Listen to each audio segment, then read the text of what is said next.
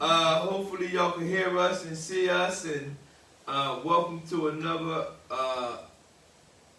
group. My name's Michael, one of your recovery coaches. And I'm Craig, also one of your recovery coaches. And I'm Karen, also another recovery coach. So today, what we got coming up this week? Anything? Tomorrow. Yep. What's tomorrow? R-O-W. Mm. Oh yeah. Is it tomorrow or Thursday? Thursday. It's gonna be on Thursday. Thursday. Thursday. All right. So Recovery on Wheels is going to be on Thursday at the Community Hub at Downtown Delhi in Vineland. Nice. Starting from 10 a.m. until 2.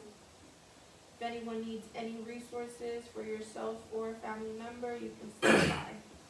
Stop on by. We also have all recovery meetings 1 o'clock Thursday, every Thursday at 1 p.m. Tune into that. And what else we got? Are we walking this week? Yes, our walk is going to be on Friday, again, the same time, 11 in the morning. And we're going to meet at the Salvation Army in Bridgeton. Salvation Army downtown Bridgeton. That's going to be our recovery walk. Weather permitted? Weather permitted. I mean, if the weather's bad, we will go down and take a selfie and represent our walk and walk back. But we will represent walking for any type of substance use disorders. Other than that, if y'all have any questions out there today, we are going to go over a worksheet we have here, how to repair relationships after you leave rehabilitation. And if y'all have any questions for us in the field of addiction or about our particular program, today is the day you can post your comments in the comment section, and we will answer your questions right now. So if y'all got any questions out there, thank y'all for who are tuned in right now. We really appreciate it. What else you got, buddy? That's it. That's it. All right. Or our Recovery Spotlight is coming up. Recovery Spotlight next month. Every month we feature someone with their permission for Recovery Spotlight, and the benefit of that is to use the individual's success in recovery to possibly instill hope in someone they may know. When they see them spotlighted for their recovery, it might instill some type of hope or motivation, if you will, for other individuals. If you would like to be one of the Recovery Spotlight individuals, please go to Capital Recovery Center's Facebook page. There's a link on there with every Recovery Spotlight individual. You click the link, fill out the information that is required, and of course, with your permission, you will be one of the individuals that we will spotlight in the coming months. And we're working on Wellness Wednesday. All right, what's that? Wellness Wednesday consists of we're going to have live presentations where we're going to do an interview, I believe, and we're going to have people from the professional field that deal with a whole list of things. So tune in and look out for that, because we have a calendar now that's going to fill up from Monday to Friday. Well, we have something going on every day of the week. Motivation Monday. Motivational Mondays we have. Every Monday we have a motivational message, if you will, for not only people who are in the field or struggling with a substance use disorder. It can be for anybody. Yes. You can apply the motivational moment to any area of your life. So that's what we're trying to do. What else we got? Anything? What this article is from? Repairing relationships after addiction from the United Recovery Project website. There's different material on there where you can go get and use for your own personal edification, or you can use it in a group setting or something like an online meeting like we're doing now. And these are all resources that we get to help other individuals. Mm-hmm. So you want to read some of it? Sure. And if the first part, it says how to repair relationship after rehab. Going through an addiction, even when rehab has aided in recovery, is a long and grueling journey. When the high wears off and an addict begins to pick up the pieces of their life, they often face an amalgam of problems. Amalgam of problems. I guess that means multiple. Yeah, I think so. I don't know. Multiple. So if anybody know what that word means out there, amalgam of problems. All right? And so I don't want to stagnate the process. Recovering addicts must hold down a job, commit to sobriety, establish new routines, and in many cases face the destruction of the relationships that were sucked into addiction. I'm sorry. Go ahead, Mike. Recovery, where it says, anytime you hear us read or say addict, we know that the term, we changed to substance use disorder, so we know that, so you don't have to try to correct it. But I appreciate it. But anyway, recovery, some people, addicts must hold down a job. This is things he just read, is about lifestyle change. Because a lot of times when you're coming from one particular lifestyle, as I love to say, and going into a new lifestyle, that's how I define my recovery. Going from one lifestyle to a new lifestyle, you have to change everything, not just take the substance out. And he read, holding down a job, committed to sobriety, establish new routines, and in many cases, face the destruction of the relationships that were stuck into their addiction. So, establishing new routines is a list of jobs, individual places, and things like that, and your commitment to your sobriety. Mm-hmm. And so I had the opportunity while Mike was reading and elaborating. The word amalgam, it means a mixture or blend of problems. Nice. Good work, Professor. I had to do my homework. Yeah, because I tried to do like this and It didn't because won't allow you to link. You know what I'm talking about? All right. You can look it up. That's it. Man, that ain't working. It can be a painful realization, but broken relationships can often be mended. Yes. With patience and commitment, a recovery addict can repair relationships after rehab. Common responses during recovery. During the recovery phase, there are 4 common reactions by friends and family. Number 1, anger. Wow. Family or friends may react angrily over the pain the addiction has caused them in their relationship. This is good stuff. This is very important that you understand what I always speak from my own personal experiences with my life, even with my mentors, sponsors, spiritual advisors, whatever title you want to give them, I believe. Right? He says that what he just read, it says anger. Family and friends may react angrily over the pain the addiction has caused them and others and their relationship. When someone is angry with you because of the pain that they had caused, the pain your addiction has caused, you have to understand, like my mentor told me, they have a valid reason for being angry. So, because I was upset, and I'm like, this person is angry. At that particular time, that person was my wife. And she was telling me why she was angry. When I went to my mentor and told him, this is the situation, you know, she's all angry, this is that, she feel like this. And he said, it feel like she's beating you in the head with a frying pan, right? And I said, yeah, you understand. He said, you know what to do. I said, no. He said, take it. I said, what? He said, she has a valid reason to be angry. So when he read that common responses during recovery is our family members, our loved ones, our relationships that we have messed up and made them angry, we have to understand, just like my mentor told me, you have to take it. They have a valid reason for being angry. What's number 2? Denial. This most often occurs if the person in question abused the drug and alcohol alongside the addict. Denial. Denial. That is something that most people in recovery or those who are in active addiction, they are in denial. Denial in the clinical terminology they say denial is a defense, an ego defense mechanism that everybody who struggle with a substance abuse, not just substance abuse issue, that people struggle with overall.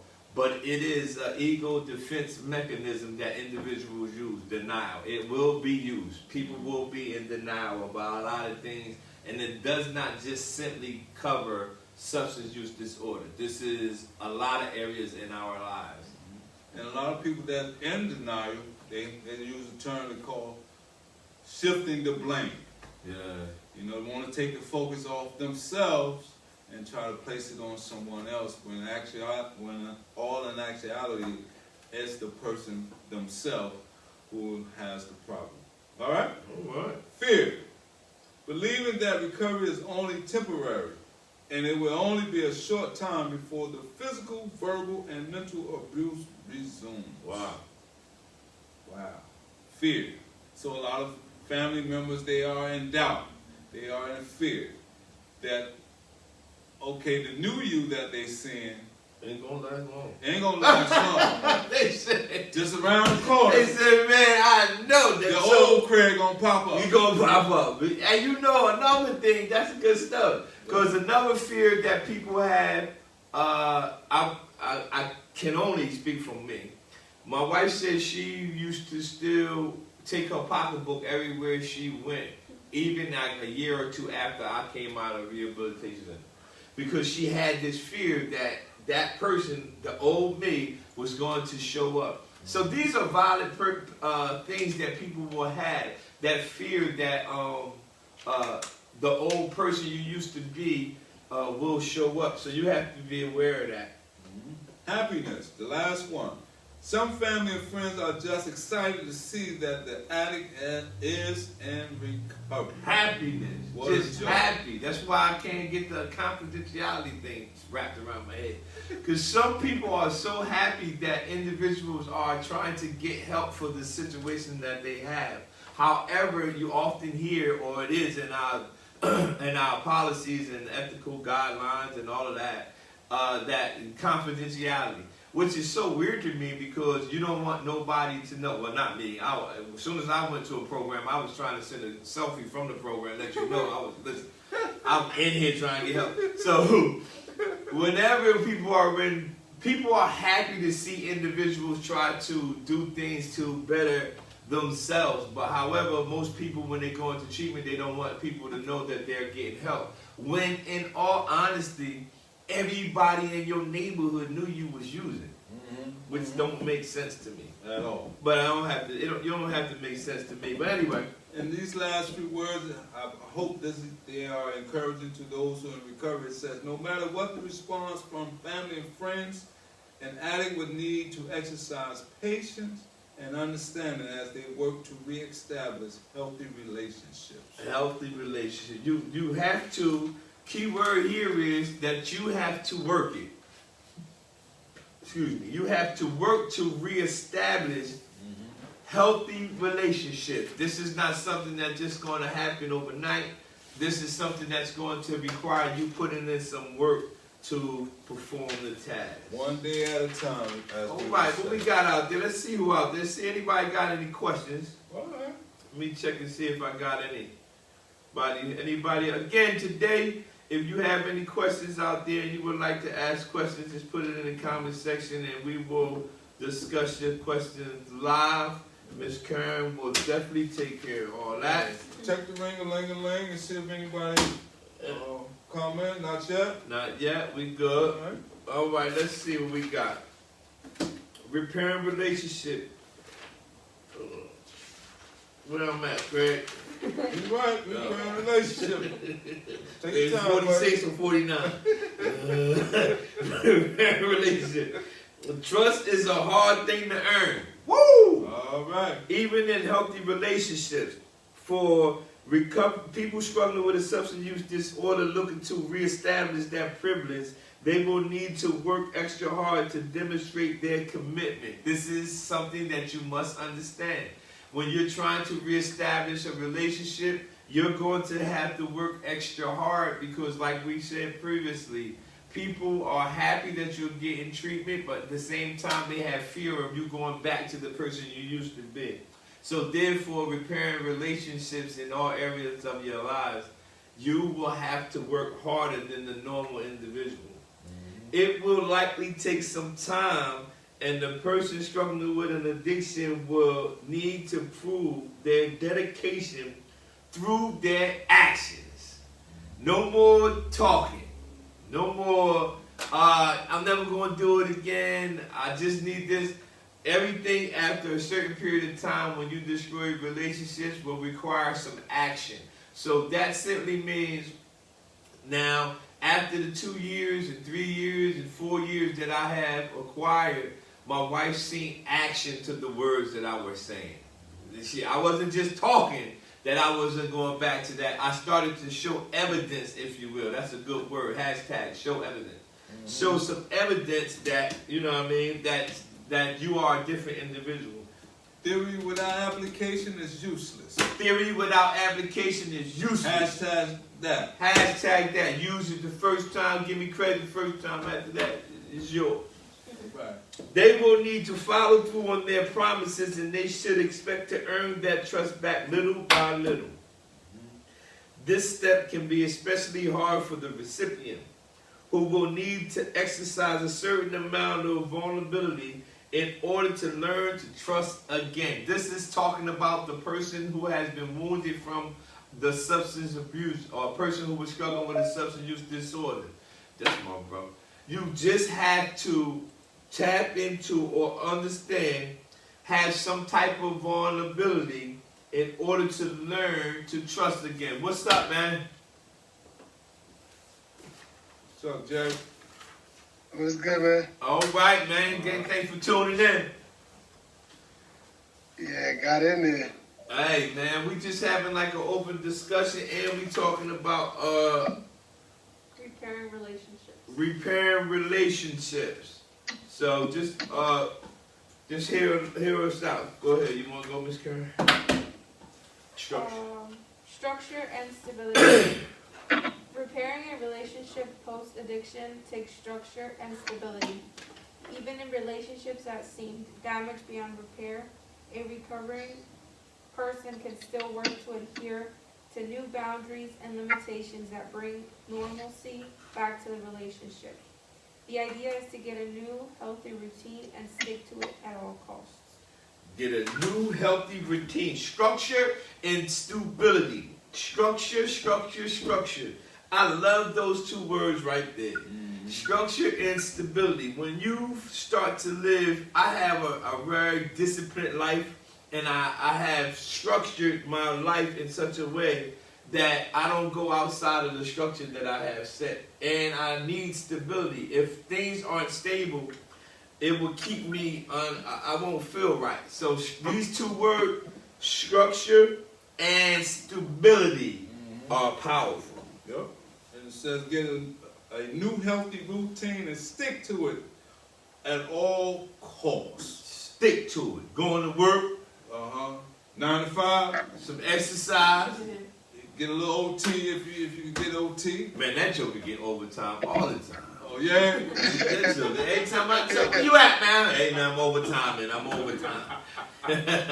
Time to turn around, this joker getting that overtime. Getting that bread, huh? Joker like his daddy. Yeah, it bothers you, keep you out the way. Huh? So it bothers me, keep me out the way. Yeah. And like you said, I don't. It ain't like repairing relationships. I build relationships with a job. I meet people. Yeah. Mm-hmm. I'm building relationships. I'm trying to get into the bread route. Like I'm meeting these guys at the bread routes, so I'm establishing relationships while I'm at the job.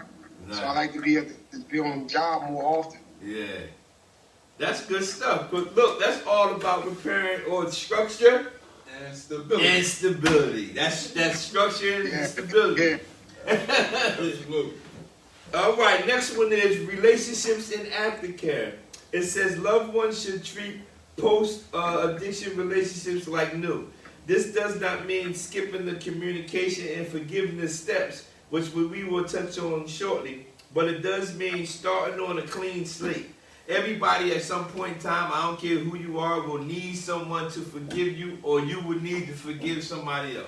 Because if you sweep it under the rug, guess what? It's going to come back to haunt you later on in the relationship. Everybody, forgiveness is about, you have to always remember that forgiveness is about you. It's not about what the person did to you. Because the more you hold on to it, it hurts you. You know what I mean? So forgiveness is really like, let me let myself go. So it says the person struggling with addiction is not coming back, and this can be tough for some people who fell in love during an addiction. But this also means that the hostile and the violent parts of addiction will not return. As hard as it may be to understand, people struggling with some addiction should be considered new versions of themselves. I always say it's you versus you. Every day I get up, I literally compete with the person I was yesterday. I ask myself before I leave out, am I the best version of myself? I don't have anybody else I'm competing with but the other person. And this is the same type of thing. You need to consider new versions of yourself. Every day you need to ask yourself, am I the best version of me? Can I? Huh? That was my thought of the run yesterday. Oh, yeah? Yeah. That's why I was like, I need to be productive when I get home. Yeah, because you want to be the best version of yourself. And when you competing against you, nobody can stop you, because we all can ask ourselves, sometimes I get up and I probably didn't eat the right food or something. I be like, man, I got to eat better. I got to work out more. Or I got to do something. I know I can do better. Like, I'm like, yo, I didn't do all I really could have. Okay. So, you got to ask yourself that. Next, what's next? Put your best foot forward, Mike. I like that, man. Put your best foot forward. Best foot forward. Be the best you. That's my motivational quote for the day. Put your best foot forward. All right. Patient communication and forgiveness. The first and most important step in the communication process is for any person is to accept responsibility for their actions. Accept responsibility. They must be willing to admit to their faults as well as demonstrate the desire to achieve a healthier life. Wow. Secondly, there must be patience by both people. The road to recovery is long and challenging, and this can make post-addiction relationships difficult. See what it says? The road to recovery is long and challenging.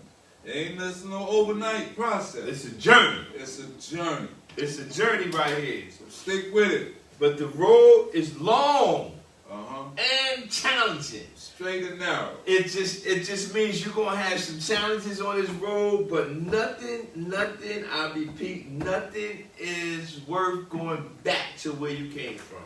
With the right amount of patience, the person should come around to new, healthier behaviors. And finally, in time, loved ones should learn to forgive. Once this final step has been taken, a new relationship can form whereby trust has a fighting chance to grow.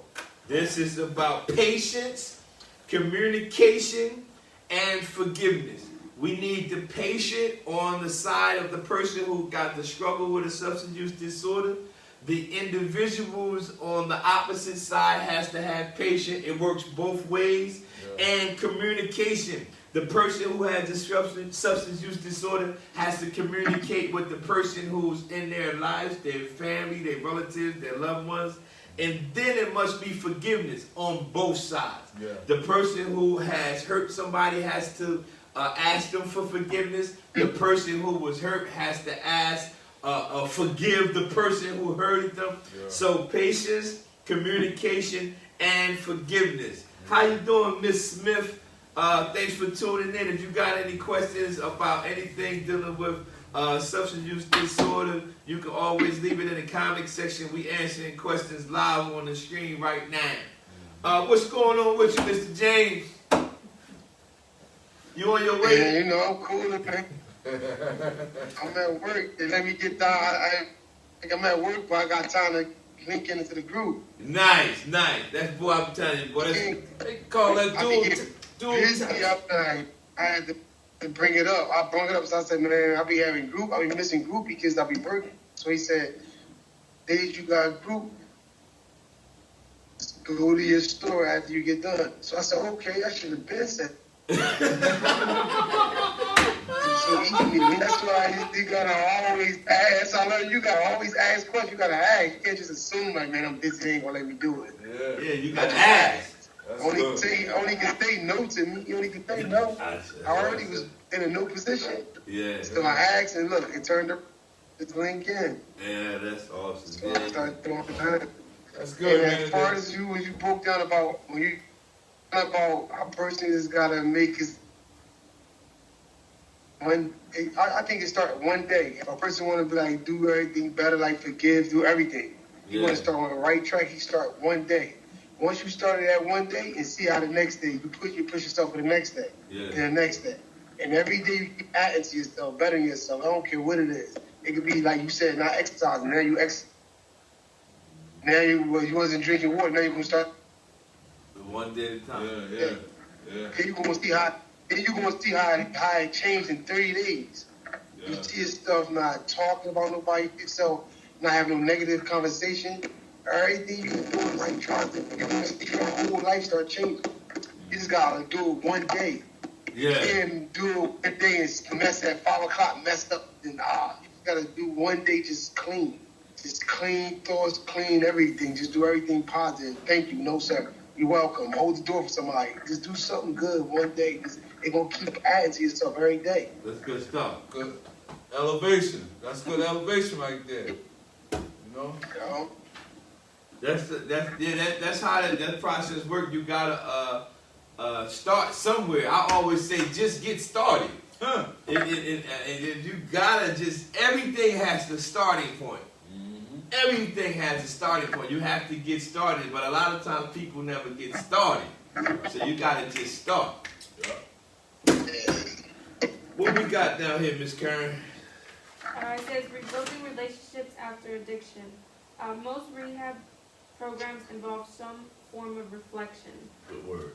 During this time, people with substance abuse are able to look back on their behaviors with a little more clarity, oftentimes seeing the deterioration of important relationships. It's no mystery that addiction negatively affects behavior. It is an ugly disease that can turn even the most mild-mannered person into a hostile and moody monster. But with the right aftercare routine and commitment to sobriety, a recovering person can find new life in broken relationships. It will just take a great deal of patience and commitment. Patience, commitment. There's a few words on here, and I can tear this whole page up if I really wanted to. But she said a few words I'm going to pull out. One of them was reflection. That's a good word to have to meditate on when you have to just pause, pull over. I say pull over, pause, and park, and have a reflection. And you think about things in your life, or you think about things with your children. You just reflect on it. And then she says a little more clarity. When you do reflect on whatever you're thinking about, you can get a better clarity about the situation. I can see it now. I understand what they were saying. You need to reflect, and you need clarity. You know what? This situation can be better, or this is why it's like that. But once you sit back and have a reflection, now you have clarity about what's really happening. And the aftercare part and the commitment to sobriety. Commitment. You know, a lot of people go into short-term residential treatment and thinking, well, I got it. It's going to work. But that's not it. Sometimes you may need a little more aftercare, you know, what they call continuum care. Yeah. Whether it be AA or NA or some type of spiritual group or some type of sponsor, somebody that can mentor you through the process up to your recovery. And on the end note, to close it out, we let James say something. No, another word, it says patience. Patience. If we had, I'm telling you, I was just talking to one of my friends the other day, and he has went he relapsed, but he went back to programming. He's getting it. Thank God he's clean. But he says, man, yo, I don't know, man. I don't know why I keep going back. I said, you gotta allow the process to work. You need patience. I said, yo, I didn't get to 14 years in one day. I just had to have patience that this process works as long as I just allow it to work. And I said, listen, when you come home, have some patience. Don't try to get it all at one time. It's gonna come. You just gotta have some patience. Don't be greedy with it. Don't be greedy. Keep it real, dogs. Give it to the needy. Here's your touch. Don't make me wait. Mess around, I'm gonna snatch it. Right? Hey, what you got, man? Close us out with some motivational words, man. I look at it as it's everybody focusing on a result instead of focusing on the process. Whoa! That's the thing. We got to stop focusing on the result and focus on the process, because that's where the patience coming at with the process. But you're skipping the process, and the patience is going, I want result, I want result, I want result. Yeah. And then you're not knowing what people like. You see everybody be out looking at, damn, what Mickey doing? Mickey doing so good. He been doing 14, but they don't know what you went through to get to that. Yeah. It's the process you went through. They just looking at the result and want that result that you got. But it's the process to get. It's a process to get to that result. Yeah, sure. So you gotta go through the process to get to the result. The process gonna beat you down, bring you back up. Sometimes you gonna be happy. Sometimes you gonna be sad. Sometimes you gonna be confused. Your process gonna go through all that is in your process, but the end result, you gonna feel good, man. You like, oh, I got everything Michael doing everything he's doing now. Yeah, you already had to go through the process. Yeah. It's the process. We gotta stop skipping the process. Yeah. Process always. That's why the best thing with group help me with is I be having one-on-one counseling with my other counselor at the other program I'm in. Yeah. It be the one-on-ones. I be having one-on-ones, so because I don't make it to her group. So, but I make it to every Thursday my one-on-one counseling. So when I be having that, that's better than my group. Because when I be in group, I talk like I'm talking here. I talk to other people there, but everybody there in the group is really just trying to make it pass. You know, they really not. I could tell. I was once there, so I could tell you. I know when you're not really into this. You really just trying to say, I was in group, I got to pass. I know. So I know I can see right through it, see through. But they ain't doing nothing but hurting themselves at the end of the day. They gonna hurt themselves. Sure. You gonna hurt yourself at the end of the day. So I'll be talking to them in the group and all that. But then when I have my one-on-one where she be like, damn, you real deep. She look forward to my one-on-one group, my one-on-one meetings. Cause we build on it. We go hard on it. Mm-hmm. And I learn more about myself when I have a one-on-one. I learn more about myself. That's good. It's crazy. I'll be learning more. I'm like, damn, I ain't know that, man. I leave, get in the car, I don't want no music going or nothing. I just reflect and just start thinking. Oh, man. So what I do is say, all right, whatever that problem is right there I got, I'm going to address that problem right there. Whatever it is, I'm going to address that problem right there. I'm going to try to fix it right now. I'm going to just try to fix it the best way I can. Like you said, the other person don't want to fix it. It's okay. As long as I'm cleansing myself. Yeah, that's right. I'm cleaning me. Yeah. So I do it just like that. I do one thing at a time. One thing at a time. Whatever issue I talk to her about, I'm like, hold up, man, I got to fix that. So I just go right to it. Yeah. And that's why I say it takes one day at a time. When a person do that, you gonna see all the stuff we have in our head is weighing us down. It's for nothing. No. You like, yo, I'm stressing, worrying for nothing. You doing it for nothing. You just gotta release it. Releasing it, like, man, life too short. Just release it, just confront it, get past it, go forward. Yeah. That's it. And go forward. Because everything else, you blocking it. You blocking it with all the negative thoughts. You blocking all the blessings God trying. You blocking everything. Yeah. They don't know. The universe don't know. The universe don't know to bless you, take it away. You putting all this negative stuff in the air. They don't know to give it to you, take it from you. They don't know. You gotta make your mind up what you. Yeah. You gotta really make your mind up what you want. Yeah. I'll be like, whoa. I just do it every day, one day at a time. I just do it every day. I told mommy I was in the shop right working. I didn't know this guy's older man from then. I had a down day. I was feeling down. But I always wake up and always look in the mirror and say, I'm going to have a blessed day today. I always speak like that. Yeah, so I don't want the universe to, but I just feel it down today. So one day I'm in the shop, I was feeling down. It was this older man. So he was asking me, he was like, but I always be polite to my elder, always be respectful. So he was like, he thought I worked. He said, can you pass me, do you know they got, he asked me, do they got something? I said, no, I don't work that way for Canada Drive.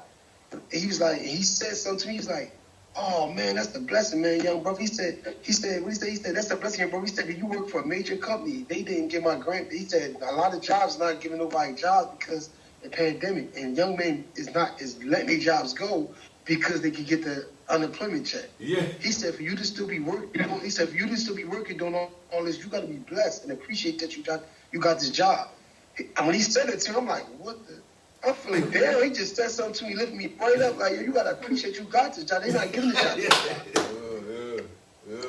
So like, I was like, you know, when you got stuff, we don't appreciate what we have and stuff. You gotta appreciate the small stuff we have. Yes, sir. I wasn't appreciating. I'm like, all right, I got it. It's cool. No, you gotta appreciate it. Like, and it made me feel like, yo, I really appreciate I got this job. Yeah. I'm over here thinking like, man, I got the job. It's cool. He made me look at it like, you gotta appreciate that. Like, you gotta appreciate that job. You got a car. You gotta appreciate you got a car. People don't got none of this stuff. Yeah. So we look at the stuff we got, but we don't look at it and say, count the blessings and stuff you got. Just count all the little blessings. We can hear, we can see. People can't hear, people can't see. Right. This small stuff that we overlook is really blessings, though. We don't even look at that. We don't even look at no mind. Like, this just life. No, it ain't life. It's a man out here that can't see at all. It's a man out there that can't hear. It's somebody out there that don't got no food. There's mad stuff going on that we got in front of us that we ain't even appreciate. So I look at the little things and try to say, man, let me appreciate this, man. I don't know this man from a can of paint. He said one thing to me, changed my whole atmosphere for that day. I was motivated and everything. I started knocking thoughts out. I said, whoa, man, I ain't even have to have this job. He said something. I'm over here. I was like, whoa, man. That picked you right up. It fixed me right up. It be strangers, though. It'll always be a stranger that say something to you. It'll be a stranger that don't even know me. Yeah. It'll always be a stranger. I always get my blessings from a stranger that don't even know me. They'll say something to me. They'll say Bible, one thing to me. Like, Yeah. Be careful who you entertain. You might be entertaining an angel. You may be entertaining. That's in the angels, Bible. Be way. careful who you talk to, because you might be talking to an angel for you. That's right. I think it's because sometimes we need reminders because we get so self-involved that we sometimes need to get like snapped out of it. Yeah. Mm-hmm. And then it only be and you'll come out of it without it being somebody you know. There's just something they say, you be like, you know what? You all right. yeah, bro. That's right. Yeah, man. Hey, man, thanks for tuning in, man. We're going to make sure, man, I'm proud of you, man. I'm very sure. I mean, just to hear you talk, man, I can sit and listen to you talk all the time. I told you this is something you should do. Yeah. But talk to other individuals, and you can hear it that you can be, you the leader of the group. Yeah. Yeah. I mean, I don't know what you're making at Canada Drive, but Bringing him in, man. you think, less labor, man. Hey, man, but so Tuesday or 10 o'clock, we here every Tuesday, 10 a.m., Thursday, 1 p.m., and if y'all want to check out all our videos we have previously, y'all can always tune into our YouTube page. There's plenty of stuff on there. We got people that come on live like Mr. James here, my brother, to give y'all some very encouraging and powerful words. And at the same time, working, man. Yeah. Getting that bread. Hey, man, we see y'all next week. Thursday at 1 p.m., man. Until then, God bless y'all. Thank you. Have a good All day. right, thanks, bro. All right, man. That'd be good. All right, bro. All right, y'all. All right, See man. ya.